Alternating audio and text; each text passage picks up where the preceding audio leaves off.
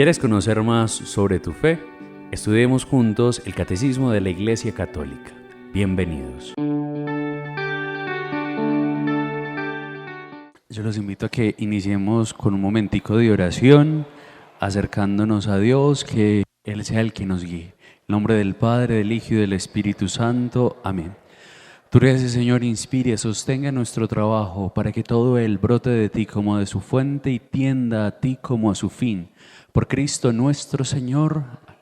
Padre nuestro que estás en el cielo, santificado sea tu nombre. Venga a nosotros tu reino, hágase tu voluntad en la tierra como en el cielo.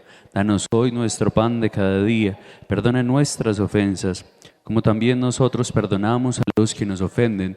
No nos dejes caer en la tentación y líbranos del mal. Amén. Dios te salve María, llena eres de gracia, el Señor es contigo. Bendita tú eres entre todas las mujeres, bendito es el fruto de tu vientre Jesús. Madre de Dios, ruega por nosotros los pecadores, ahora y en la hora de nuestra muerte. Amén.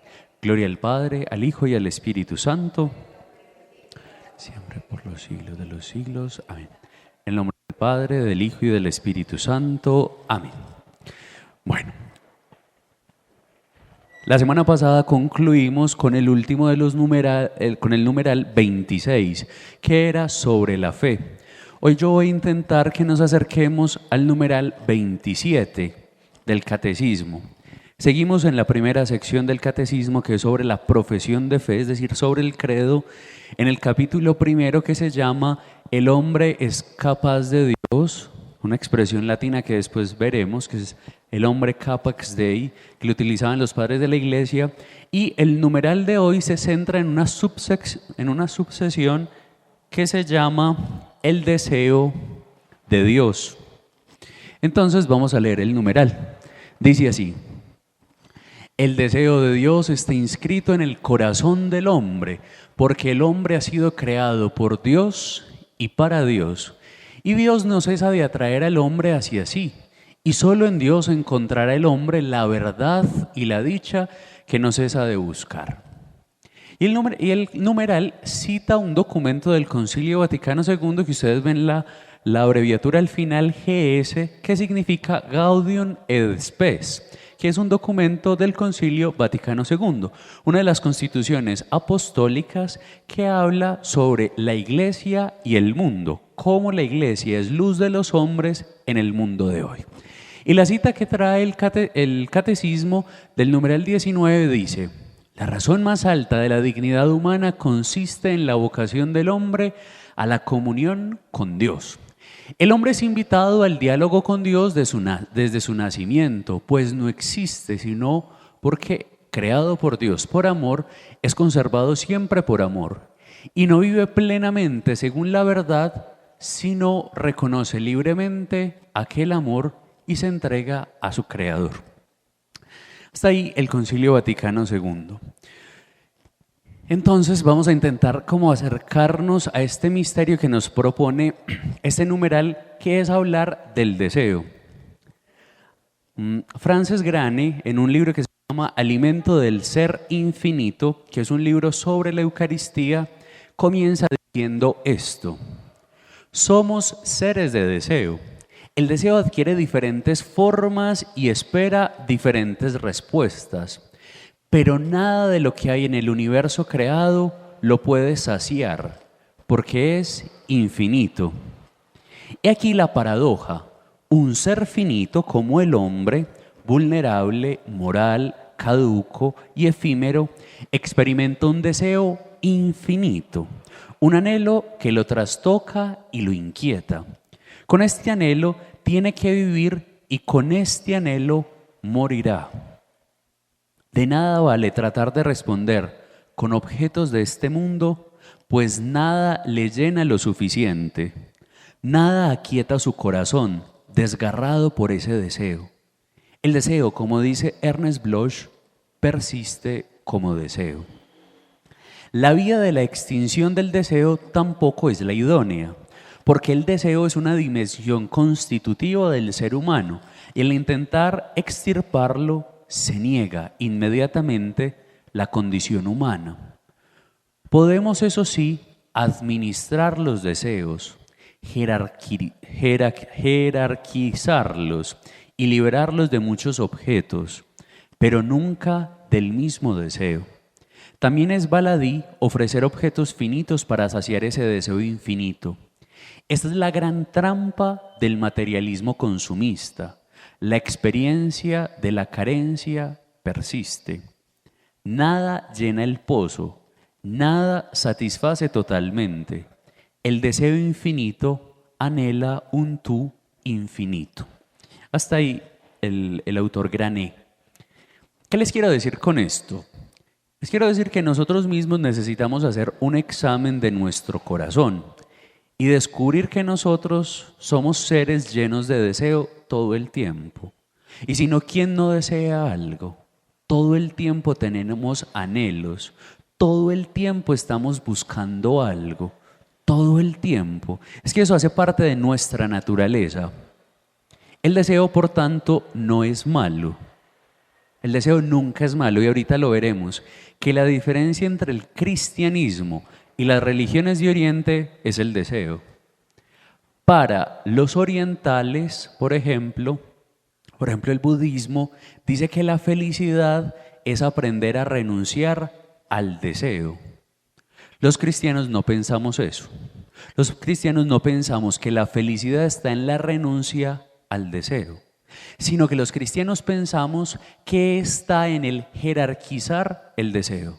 ¿Cuál es el deseo mayor y cuál no?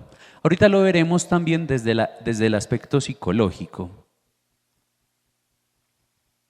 San Agustín, en el libro de las Confesiones, escribe esto: mientras estamos en esta tierra, entre el vacío del ser humano y la plenitud final, se extiende el deseo.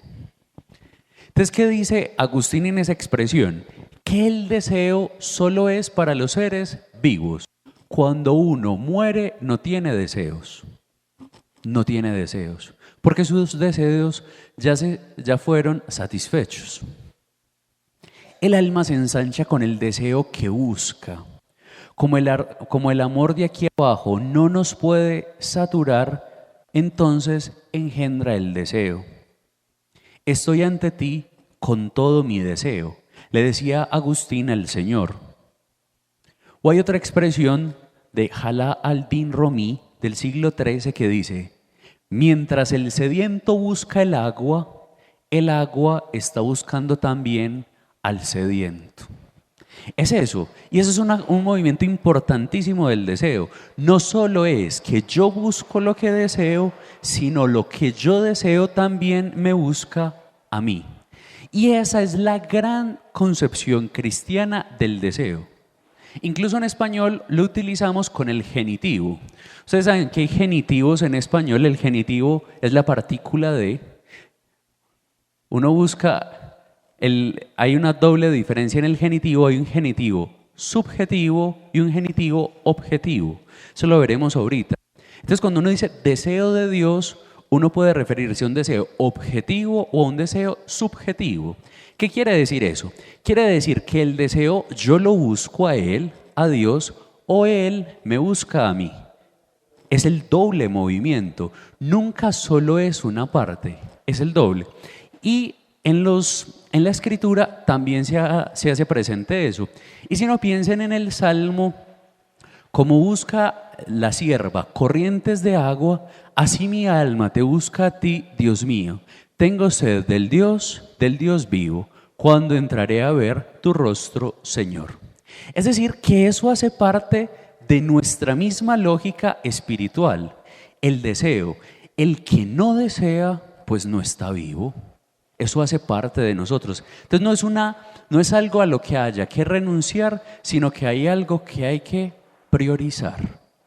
Esa es la diferencia. ¿Qué escala de valores yo le pongo a mis deseos? Y me gustaría que cada uno pensase eso hoy. ¿Qué deseos tiene? ¿Y a qué deseos le está prestando más atención? Porque uno no necesariamente le presta la misma atención a todos los deseos. Pensemos nosotros hoy, ¿qué estamos deseando? desde lo más mínimo hasta lo más grande, porque es que el deseo se mueve en esa lógica constante. Yo puedo desear una chocolatina, o puedo desear una casa, o puedo desearle el mal a otro. El deseo se mueve en toda la amplitud de, si lo utilizamos categorías morales, de lo bueno y de lo malo, de lo pequeño, de lo grande, de lo efímero y de lo infinito. Es decir, yo dónde estoy haciendo ese anclaje.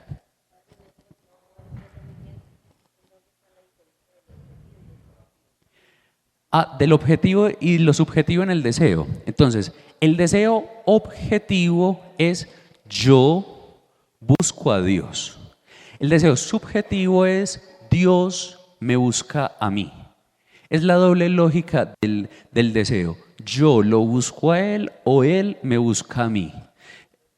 Exactamente, exactamente. Es eso. Entonces necesitamos ser conscientes de eso. Entonces, ¿qué descubre uno? Uno se descubre atravesado por el deseo. Uno se descubre con un anhelo permanente de algo más. Es como si nosotros fuésemos insatisfechos por naturaleza, como si nada lograra colmarnos el corazón.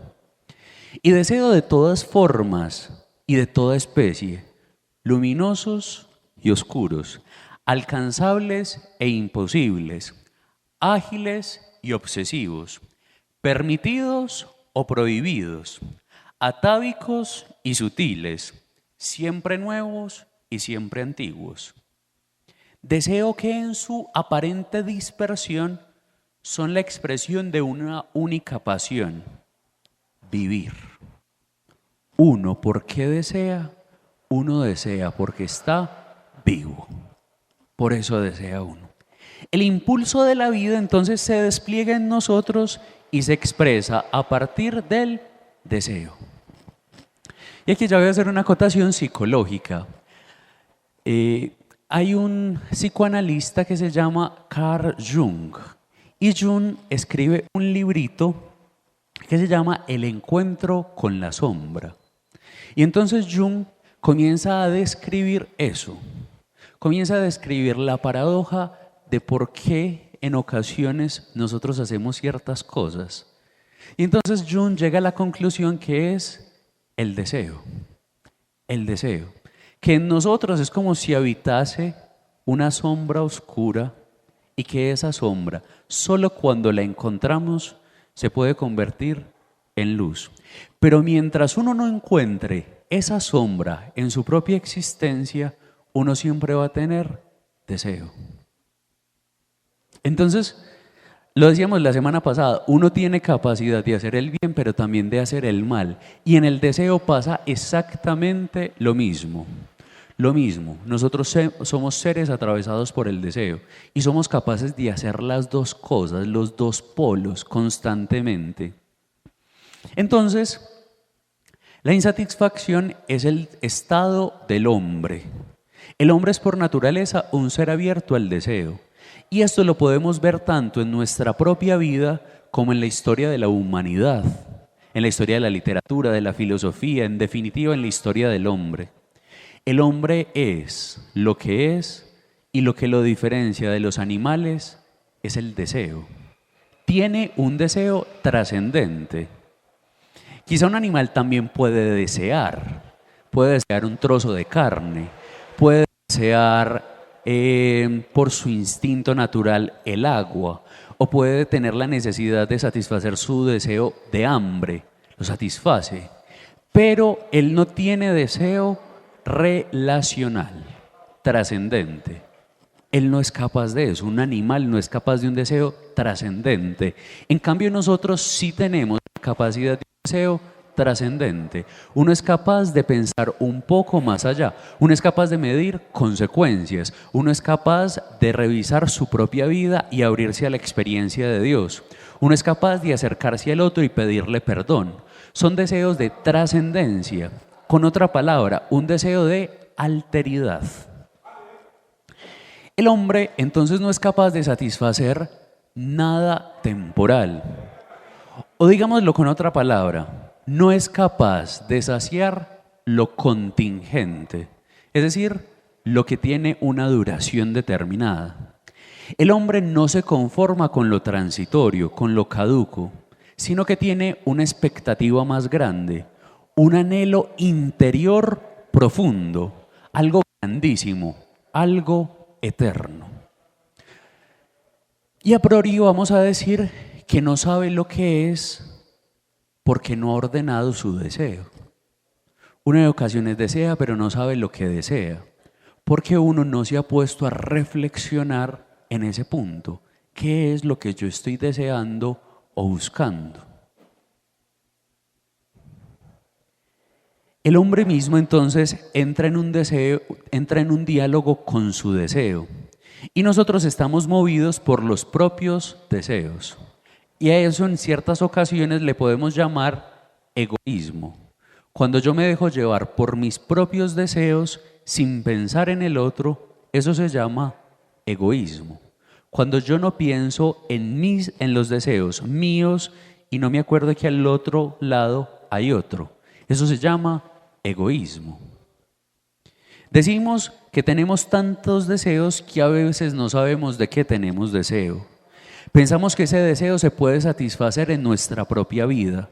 Pensamos que ese deseo se realiza cuando tengo una persona a mi lado, o cuando tenga ciertos bienes, o cuando tenga dinero, o cuando me gradúe, o cuando llegue a algo, yo voy a sentirme pleno. Pero al final uno se da cuenta que eso no es cierto. Resulta que a veces las satisfacciones mundanas o las satisfacciones en el plano de lo contingente, lo único que nos produce es más insatisfacción. Uno se siente más hueco. Yo no sé si ustedes alguna vez han sentido eso, que ustedes como que les falta algo por dentro y que ustedes no saben qué es lo que les falta. Pues eso se llama deseo. Y quiere decir que el deseo no ha sido saciado. Y eso nos pasa a todos, nos pasa en el plano biológico. Cuanto más deseamos lo que el cuerpo quiere, pues más le ofrecemos lo que el cuerpo quiere, más demanda de nosotros.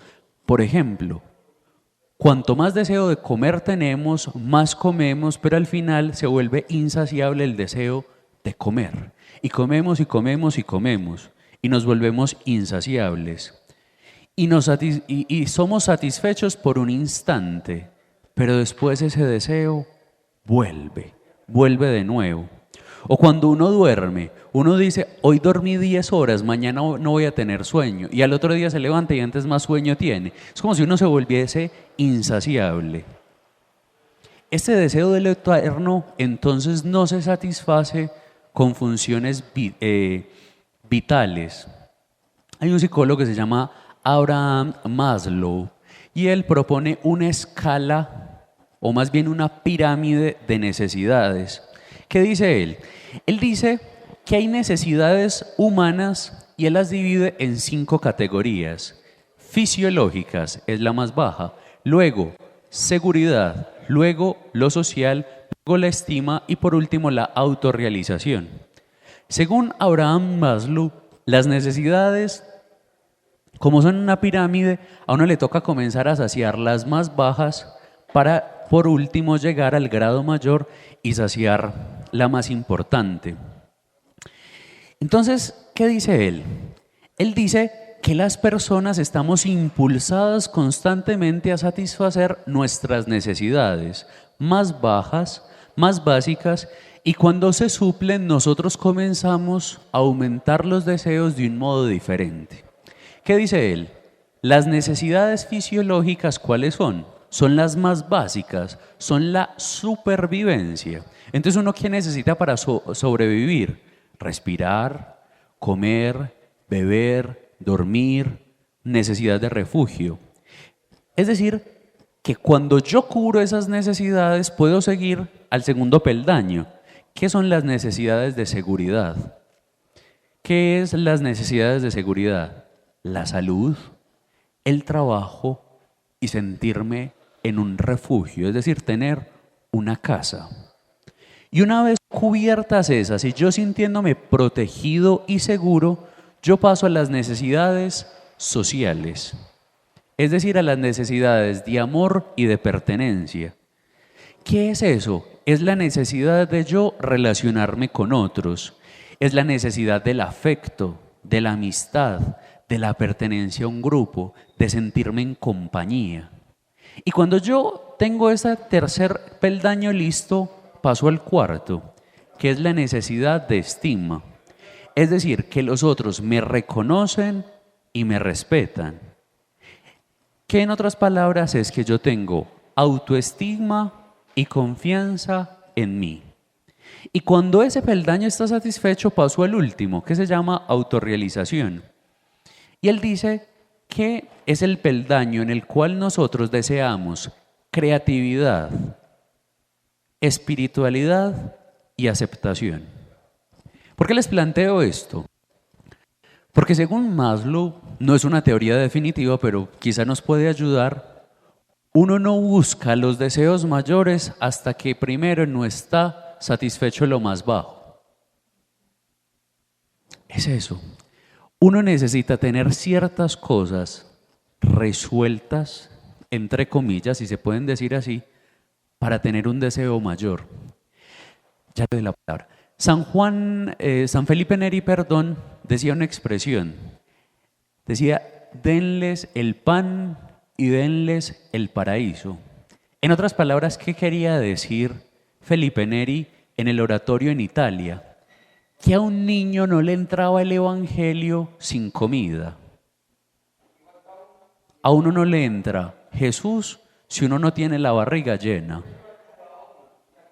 Porque primero hay que satisfacer ciertas necesidades básicas.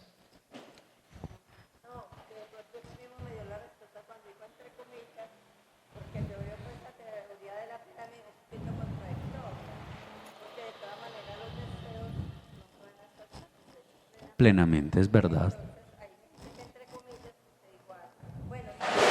Es, es una teoría, pero no quiere decir que es la definitiva.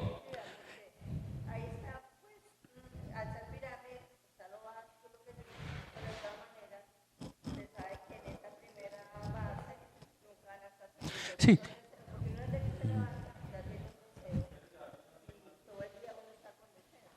pero sin duda hay deseos básicos que todos necesitamos tener resueltos primero. O sea, si uno no está respirando bien, uno está pensando, por ejemplo, en relacionarse con otra persona. No, uno primero tiene que solucionar ese deseo para después saciar otros. O sea, sin duda esta no es una teoría definitiva, estamos totalmente de acuerdo y hay otras teorías, solo que esta es la más conocida, a lo menos en el plano de las necesidades desde un aspecto psicológico. Pero ¿qué es lo que yo quiero decir más allá de decir que esta es una teoría definitiva o no? Es decir, que nosotros sin duda tenemos que jerarquizar deseos.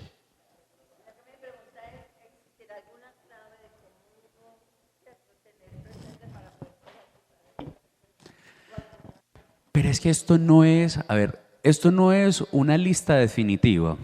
Me explico. Nuestras listas de deseos pueden cambiar todos los días, porque nosotros somos los mismos todos los días. No sé, usted hoy tiene trabajo, entonces usted no se preocupa por cómo va a conseguir la plata para comer, porque de alguna manera usted eso lo tiene resuelto al final del mes cuando le dan su mesada, ¿cierto? Su salario. Pero si usted pierde el trabajo, va a aparecer una necesidad diferente y que en ese momento es primordial. ¿Y yo cómo voy a comer si perdí el trabajo? Entonces, las listas de los deseos nunca se escriben con lapicero, se escriben con lápiz. No sé si me hago entender. Esto puede, exactamente, porque esto fluctúa todo el tiempo, esto no está definitivo. Quizá hoy, para mí, una necesidad primordial es tener una persona en mi vida. Y quizá mañana quiero estar solo. No sé si me hago entender, o sea, esto no es una cosa constante. Sin duda hay unas cosas que siempre van a estar presentes, pero hay otras que hoy son más importantes y mañana menos importantes.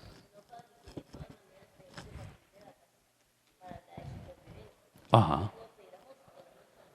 exactamente,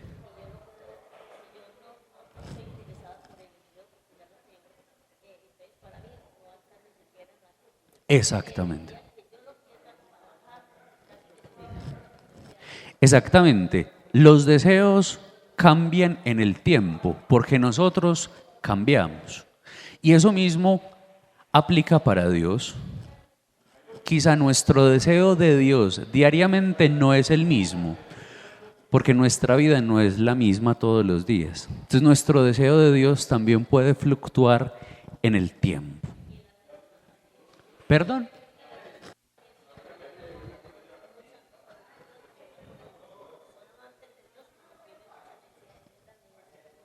Exactamente. Exactamente, nuestras necesidades cambian.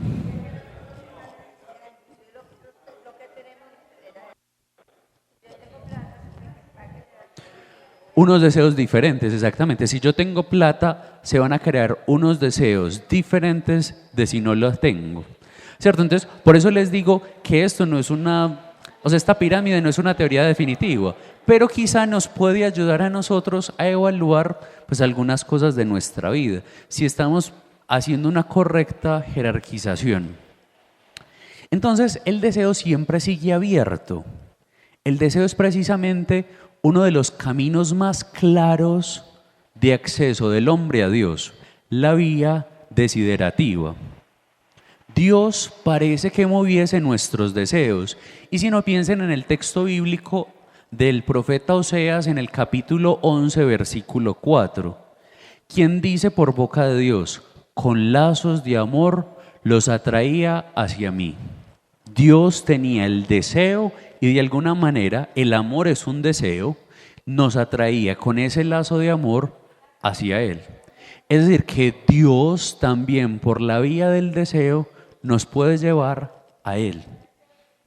Es como si hubiese un lazo de parte de Dios que Él nos tiende y que es un lazo invisible que nos atrae hacia Él. Y por eso el hombre desea, desea y desea. El hombre antiguo se preguntaba sobre todo en la tragedia, que es un modo de hacer arte, en la antigüedad por el deseo. Y entonces él se hacía preguntas, por ejemplo, ¿hacia dónde va mi vida? Esa es una pregunta del deseo. ¿Yo qué voy a desear para mañana? Es decir, ¿yo qué voy a hacer mañana? ¿Yo qué estoy deseando hacer mañana? Y en la tragedia griega, por ejemplo, Sófocles, Eurípides, se preguntaban ¿qué sentido tiene todo si todo tiene una dosis de sufrimiento? Porque si te fijas en esto, la causa del deseo también es la causa de nuestro sufrimiento. Lo que yo deseo también me genera sufrimiento. ¿Por qué? Si no vemos en nuestra propia vida. ¿Por qué el deseo genera sufrimiento? Porque si yo no tengo lo que deseo, yo me siento frustrado. No sé si me hago entender. Lo que yo deseo, si no lo poseo, me genera sufrimiento, porque no lo tengo. Entonces, es como si tuviese una constitución dolorosa el desear. ¿Por qué? Porque a lo menos para los griegos, la tierra era un lugar de sufrimiento, porque todo era efímero. Aquí se terminaban mis deseos, pero mis deseos no eran capaces de ir un poco más allá.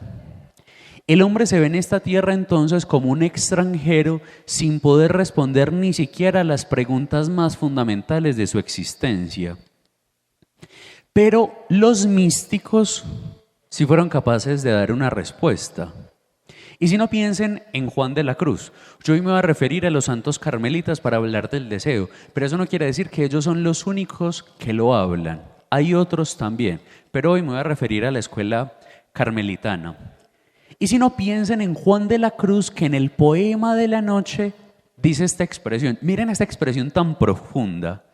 Solo la sed nos alumbra. Juan de la Cruz está pasando la noche espiritual. ¿Y qué dice él? Solo la sed que es un deseo, solo la sed nos alumbra. Es decir, en la noche su deseo le da luz.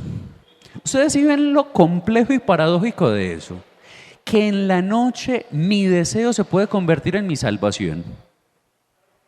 Pero por eso a uno le toca saber causar bien sus deseos, porque si no, su deseo también se puede convertir en su perdición, en su oscuridad.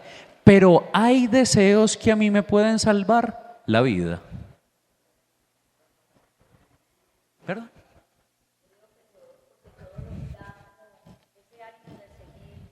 No todos los deseos. Hay deseos que nos hacen daño.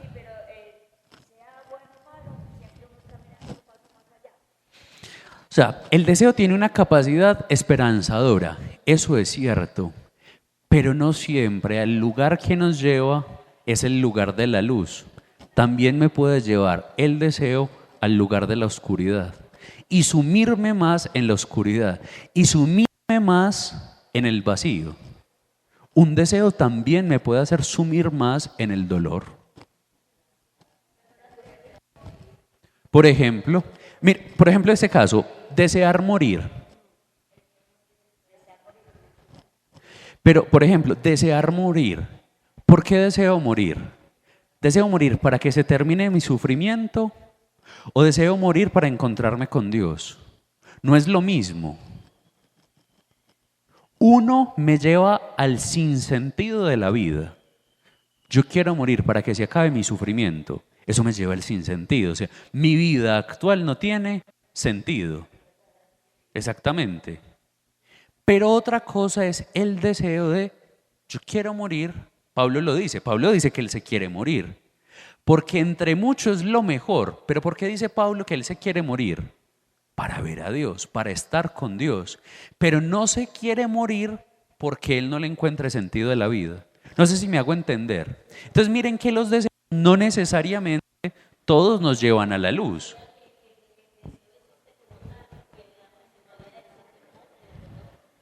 ¿Perdón? Sí.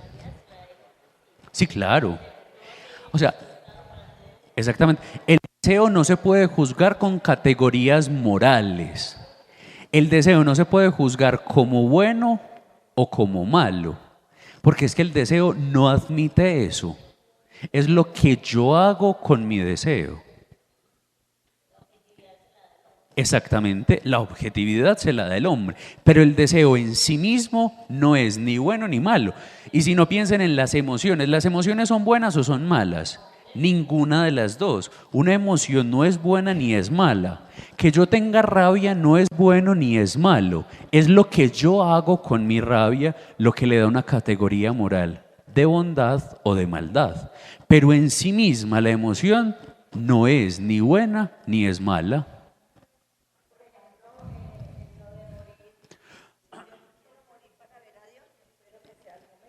Y yo tengo esperanza, exactamente. Exactamente. Yo puedo acelerar ese deseo que se realice ya. Es eso. Entonces volvamos aquí. Resulta que el hombre antiguo en esta búsqueda del sentido de la existencia se encuentra con una angustia terrible. Porque claramente los griegos no tienen al Dios cristiano, que es un Dios que le aporta sentido a la existencia, que es un Dios que tiene una finalidad, y hay una finalidad en la existencia. Todo se encamina hacia la plenitud, porque hay un Dios amoroso que le da sentido a mi vida. Pero es que resulta que el hombre antiguo se encontraba que todos sus deseos, que todos sus anhelos, que toda su dirección existencial se encontraba con un muro opaco de sinsentido, porque no tenía a Dios. ¿Y por qué no tenía a Dios? Por una cosa que se llama el politeísmo griego o el politeísmo romano. Para ellos era causa de angustia desesperante. Muchas personas hablan que el periodo medieval es un periodo oscurantista y que el periodo clásico es un periodo luminoso. Pero eso no necesariamente es cierto en todo. Pues seamos claros. La imagen que nosotros tenemos del mundo griego y romano como un mundo luminoso en todo y muy romántica no del todo es cierta. ¿Por qué? Porque el mundo antiguo era un mundo y una sociedad cruel, despiadada y angustiada. ¿Por qué era cruel? Porque los imperios querían dominar sobre los demás, por ejemplo. ¿Por qué también era cruel? Porque la sociedad estaba subyugada por la esclavitud. Y desde el punto religioso, lo único que él quedaba era la angustia. El hombre antiguo solo podía disfrutar de su vida, pero de aquí no pasaba nada. Y eso le generaba angustia. Y si no piensen, los patricios del Imperio Romano disfrutaban de sus bienes temporales acá, pero para ellos había esperanza de que sucedía algo después. No, perdón. Exactamente, comamos y bebamos que después moriremos. Eso le da angustia a la vida. O sea, ¿qué va a pasar después de mí? Nada. Acá se terminó. Y eso genera angustia. La angustia de que mi vida se va a terminar y después me van a olvidar. Es que esa es la gran angustia del hombre. Que yo me muera y no pase nada. Que todo el mundo se olvide de mí. Que yo no exista. Esa es la angustia mayor del hombre. Que yo me muera y todo termine. En el mundo romano y en el mundo griego eso sucede. Y esa es la gran tragedia del mundo griego y romano. Sin duda hicieron otros avances, yo no estoy demeritando eso. Sin duda la jurisprudencia romana es maravillosa. La filosofía que ellos nos han aportado, grandes pensadores como Aristóteles, Platón, Plotino y todos ellos, sin duda nos dieron una cosmovisión del mundo. Pero también hay puntos muy delicados. Por ejemplo, el del sentido de la vida. Mi vida termina y yo entro en una angustia. Ellos entonces, por ejemplo, sigo hablando del mundo griego y romano, ellos podían disfrutar efectivamente, pero al final se encontraban con un mundo de angustia que ellos llamaban el Hades, el inframundo, un lugar en el que no sucedía nada. ¿Y qué le tocaba a uno entonces en el Hades? Vivir vagando en la oscuridad. Imagínense en una vida así, que yo me muera y que yo me vaya para el Hades donde no suceda nada. Si somos conscientes, el cristianismo es diferente. El cristianismo no es así. Yo me muero, pero por Cristo yo le doy una nueva concepción a ese momento. Y es que las puertas de la eternidad están abiertas. De que lo que yo he sembrado con esperanza se me va a dar. Que es posible, que es realizable. Y que al final del tiempo todo tendrá sentido. Incluso mis tristezas. Porque es que en el mundo griego y romano eso no tenía sentido. Si yo sufrí acá, pues usted fue un desdichado para siempre. Y se murió siendo desdichado. Y todo terminó. En cambio, para los cristianos eso no es posible. Si yo muero siendo triste, yo podré obtener las bienaventuranzas. Si no piensen en ese texto. El que llora será consolado. Y si no piensen en otros textos, que al final el pobre será levantado a la diestra del Padre. Es decir, que mi vida, incluso con las complejidades del hoy, en el mañana será salvada. Si no es en el mañana terrenal, será en el mañana eterno de Dios. Entonces, si ven que el hombre cristiano no está sumergido en la desesperanza, simplemente por esa razón, porque la muerte no es un muro en la vida, sino que es una puerta. Es una puerta. Y eso fue lo que nos diferencia a nosotros. El hombre antiguo vivía en un estado que se llama Ananké. Ananké, se los explico. ¿Quién es Ananké? Ananké es una divinidad griega que personifica la necesidad, la fuerza, la compulsión, la coacción o el orden natural. Y que eso pasa después a la mitología romana y le dicen necesitas. Y de ahí viene nuestra palabra necesidad. El hombre antiguo vivía solo lleno de necesidades, pero que llegaba un momento en el que eran insaciables y nadie le podía saciar sus necesidades. Por eso el hombre antiguo vivía en la angustia, porque vivía en un estado de ananqué, de necesitas constante. Era como si incluso la divinidad generara en mí necesidades y ni siquiera los dioses tuviesen la capacidad de saciar esas necesidades. Ananké era una divinidad que estaba por encima de todos los dioses. O sea, los mismos dioses del panteón griego estaban sometidos al Ananké. Los dioses también tenían necesidades. Tenían necesidad de la arbitrariedad del destino, por ejemplo. Imagínense uno siempre vivir en un estado arbitrario y no en un estado de un Dios que ama. No es lo mismo. Yo vivir en un estado en el cual siempre necesito al estado de un Dios que me ama y que es capaz de saciar mis necesidades. Yo no sé si notan la diferencia, pero no es lo mismo vivir de un lado que del otro. Entonces, miren que la angustia pagana, cuando hablo de pagano no me estoy refiriendo al mundo griego y romano, es una angustia desesperante, porque yo no sé para dónde va mi vida. Es decir, que los deseos profundos de infinito que hay en mi corazón no se pueden saciar. Hay sinsentido, hay Hades. Entonces hay una diferencia entre la sociedad cristiana y esta sociedad, y es la necesidad de esperanza, que yo puedo saciar lo que tengo, que mi vida no está sumergida simplemente en angustia y en un vacío, sino que al final de mis días incluso eso se puede saciar. Dios puede saciar mis deseos.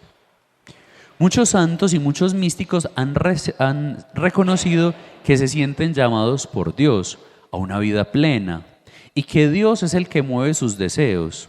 ¿Y cuál es el deseo que Dios pone en el corazón?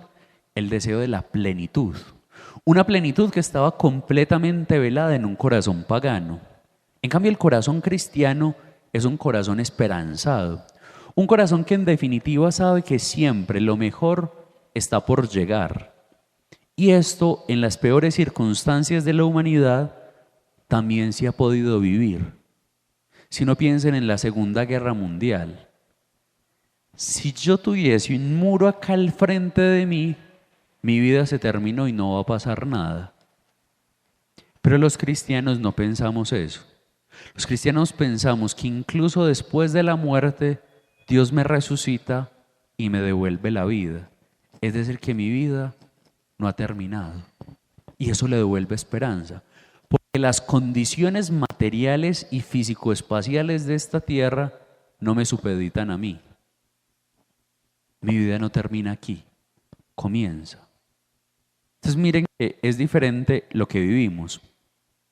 El hombre ha vivido situaciones de mucha angustia, pero para el corazón cristiano siempre lo mejor está por venir. Siempre hay una pequeña esperanza, una pequeña luz que lo ilumina todo y que incluso puede iluminar las tormentas del mar.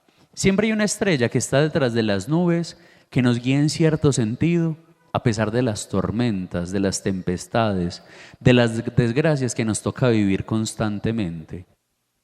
Siempre nos puede visitar el fantasma de la angustia, de la injusticia, del dolor, del sufrimiento, pero también siempre nos puede acompañar la luz de la esperanza.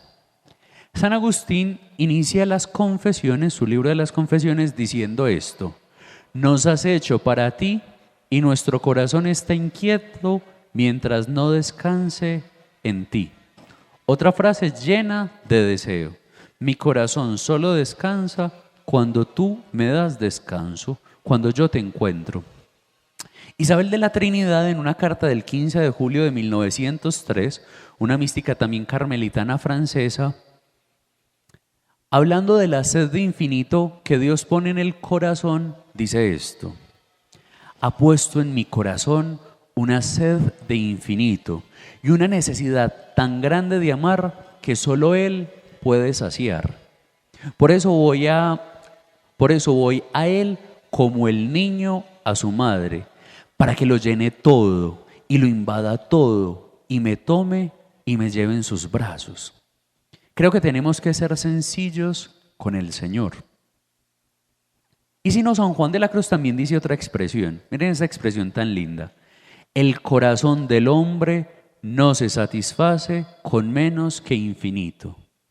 El corazón del hombre no se sacia con menos que con infinito.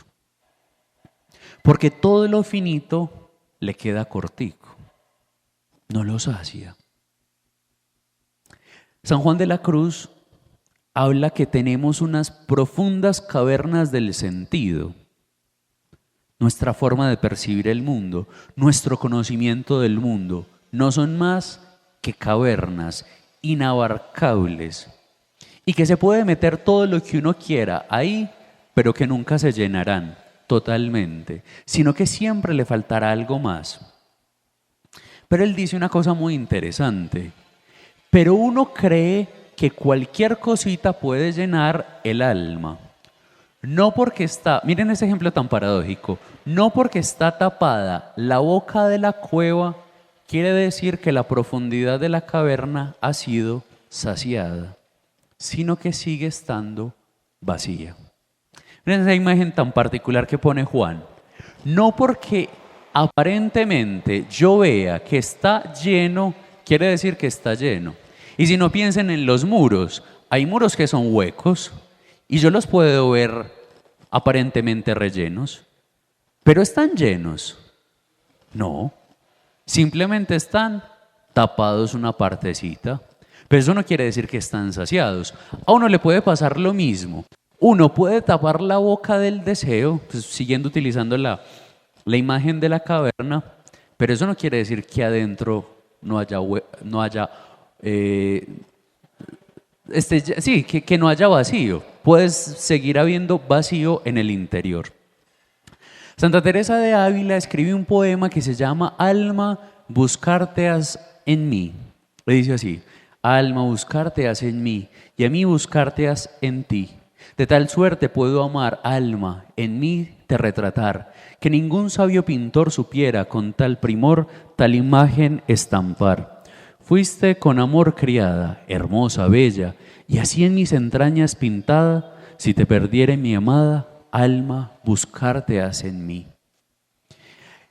Que yo sé que te hallarás en mi pecho retratada, y tal al vivo sacada, que si te ves te holgaras, viéndote también pintada.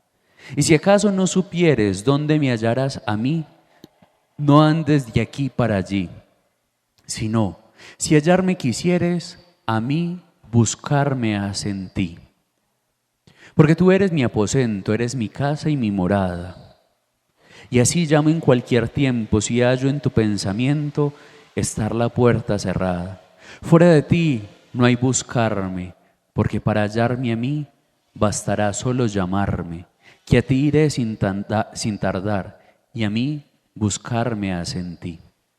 O San Juan de la Cruz, que en el libro de la llama, en el numeral B, lo expresa con otras palabras. El deseo de Dios es disposición para unirse con Dios. Es decir, que el deseo nos proyecta hacia Dios. Por eso decía al principio que también hay una vía para acceder a Dios que se llama deseo, la vía desiderativa. Teresita del Niño Jesús, que por cierto estamos en las novenas a Teresita, dice en una poesía que se llama Solo Jesús: mi corazón ardiente quiere darse sin tregua, siente necesidad de mostrar su ternura, mas ¿quién comprender puede mi amor? ¿Qué corazón podrá corresponder a mi entrega profunda? Pero tal recompensa yo en vano la reclamo. Jesús, tú solo puedes de mi alma ser hartura. Nada sobre la tierra me acierta a fascinar. La verdadera dicha no se encuentra aquí nunca. Mi única paz, mi único amor, mi única dicha, tú eres mi Señor.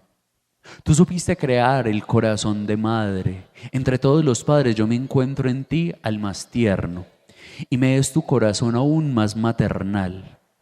Jesús, mi único amor, del Padre eterno Verbo, a ti, en todo momento me sigues y me guardas, y así cuando te llamo, cerca siempre te tengo. Si a veces en silencio pareces escondido, tú mismo me estimulas para ir a tu encuentro. Tan solamente a ti, Jesús, estoy atada, mi refugio en tus brazos y me siento a cubierto. Deseo así luchar, cual valiente soldado, cual niño cariñoso. Jesús, amarte a ti quiero. Yo deseo, Señor, colmar de caricias, como un niño mimoso en halagos experto, y en la dura palestra del santo apostolado, al combate lanzarme como bravo guerrero. Tu corazón que cuida y salva la inocencia no podrá frustrar mi filial confianza. De ir al cielo a verte tras este breve exilio en ti, Señor, segura mantengo mi esperanza. Cuando en mi corazón estalla la tormenta, a tu rostro, Jesús, levanto la mirada. Y en tus ojos yo leo tu gran misericordia.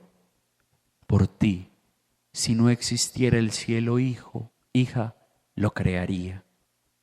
Piensa que mis suspiros y mis sinceras lágrimas destellan ante ti placenteros encantos. Los serafines forman en el cielo tu corte. Con todo, tú te humillas, mi amor fiel mendigando. ¿Quieres mi corazón, Jesús? Yo te lo entrego. Y todos mis deseos los pongo entre tus manos. Oh, mi esposo, mi rey, que solo ame por ti en la tierra y el cielo y a todos cuanto amo. Ese es el camino desiderativo. Y también Juan de la Cruz, en el Cántico Espiritual, yo creo que es el mejor que lo expresa. Yo creo que esta es la cita clave de todo lo que les he dicho. En el Cántico Espiritual, en el número 1, inicia así: ¿A dónde te escondiste, amado? Y me dejaste con gemido. Como el ciervo huiste, habiéndome herido. Salí tras ti clamando y eras ido. Y después en el número 6 dice: ay, ¿quién podrá sanarme? Acabo de entregarte ya de vero. No quieras enviarme. De hoy más yo mensajero, que no saben decirme lo que quiero.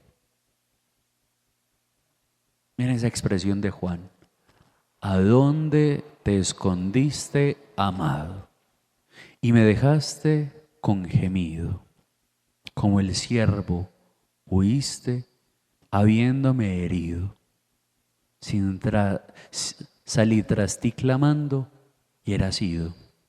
El deseo entonces, ¿qué hace en nosotros? Nos proyecta a Dios. El deseo siempre funciona por la privación. Eso es muy cruel, pero es así. El deseo funciona porque estamos privados del deseo. Cuando ya lo tenemos, ya no es deseo. El deseo es el movimiento volitivo hacia algo que no poseemos. Para los místicos, lo volitivo no es solo cosa de voluntad. Es más bien la voluntad que yo hago algo. Es decir, todo mi ser está volcado hacia algo. Es la voluntad dirigida hacia Dios. El deseo que hace, insufla en nosotros querer ir hacia Dios. Porque claro, como nosotros somos criaturas, que somos creación de Dios, estamos en dirección hacia Dios. Y vamos a sentir siempre esta eterna nostalgia de la vida en Dios. Y con esto termino. Tolkien, un autor de muchísimos libros, El Señor de los Anillos y otros, dice que el hombre es un ser que está siempre languideciendo, que está siempre deseando, y que es eso lo que se diferencia en cierto sentido de algo que él llama los elfos. Los elfos están vinculados a la tierra, están satisfechos en la tierra porque son seres telúrgicos. Están dentro del círculo del mundo y no mueren. Bueno, pueden morir, pero siguen vinculados al círculo del mundo y pueden volver. Los elfos envidian a los hombres porque son capaces de salirse de los círculos del mundo a través de la muerte. Porque cuando muere, uno va a un sitio que los elfos no saben cuál es. Traduzcamos eso pues en otras palabras que no sean literatura. El hombre no pertenece a este mundo. Nosotros no somos de acá, porque esta no es nuestra patria. Nuestra patria es el cielo. Es eso. Entonces el deseo es fuente de sufrimiento hasta que nosotros no lo saciemos por nuestra condición desiderativa. Incluso por nuestra condición de deseo es que el pecado es una posibilidad, porque el mal también se desea. Santo Tomás lo explica. Cuando habla del mal, dice que el mal es posible porque uno nunca elige entre el bien y el mal. Uno siempre elige un bien mayor. ¿Por qué el pecado es posible? Porque para mí ese es el bien mayor en ese momento. Pero uno no es capaz de elegir entre dos males, dice Santo Tomás. Uno siempre elige entre el bien. Solo que hay bienes que para mí son mayores que otros. ¿Qué es el pecado también en esta consideración? Es una manera de satisfacer los deseos. Es una manera de ahogar nuestro deseo de infinito en algo que es contingente. Yo les agradezco y bueno, espero haber sido un poquito claro hoy con esta explicación y pidámosle al Señor que nos dé la capacidad de desearlo a Él. Que hay muchísimas cosas que hay en el corazón, tenemos muchísimos deseos, pero que nosotros hoy queremos que Él sea nuestro deseo cotidiano, nuestro deseo mayor, que no haya nada más importante que Él. En el Evangelio de Lucas, en el capítulo 22, en el versículo 14, Jesús dice esta expresión: ardientemente he deseado comer esta Pascua con ustedes. Jesús también tiene deseos. Y la Pascua de la que Él está hablando es la Eucaristía. Dios tiene deseo. Ardientemente he deseado comer esta Pascua con ustedes. Pidémosle al Señor que también Él nos dé la capacidad de desearlo a Él. Que yo también tenga un deseo ardiente de encontrarme con Él. Pidamos la intercesión de Santa Teresita del Niño Jesús, del Padre Pío, a quien celebramos hoy, que nos enseñen a descubrir a Jesucristo, su reino, como el bien mayor. Amén. Señor esté con ustedes. La bendición de Dios Todopoderoso, Padre, Hijo y Espíritu Santo, descienda sobre ustedes y les acompañe siempre. Pueden ir en paz. ¿Quién nos puede hacer una síntesis de hoy? ¿Qué se les quedó? Hablamos muchísimas cosas, pero ¿qué se les queda?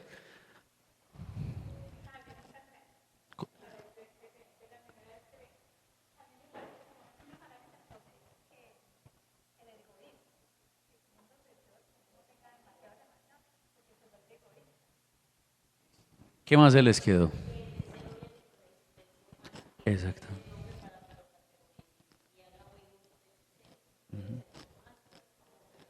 Exactamente.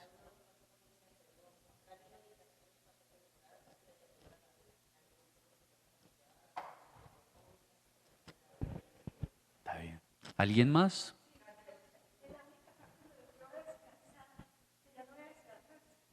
Muy bien. Exactamente.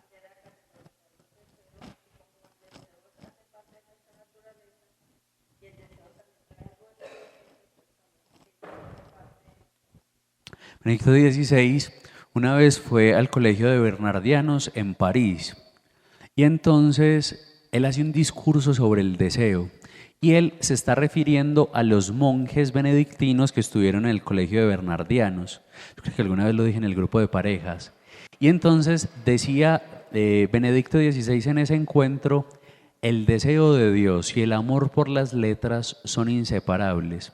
¿Qué quería decir Benedicto XVI con esa expresión?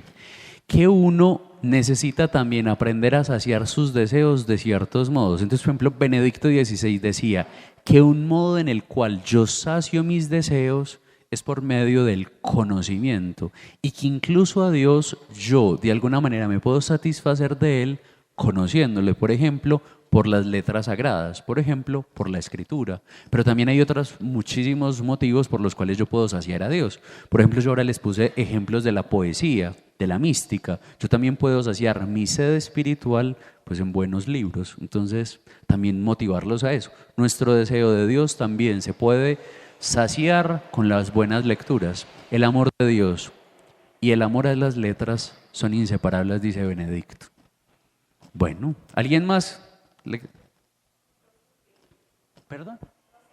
Sí, claro, cuento.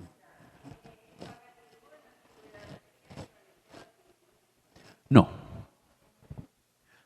por su misma naturaleza.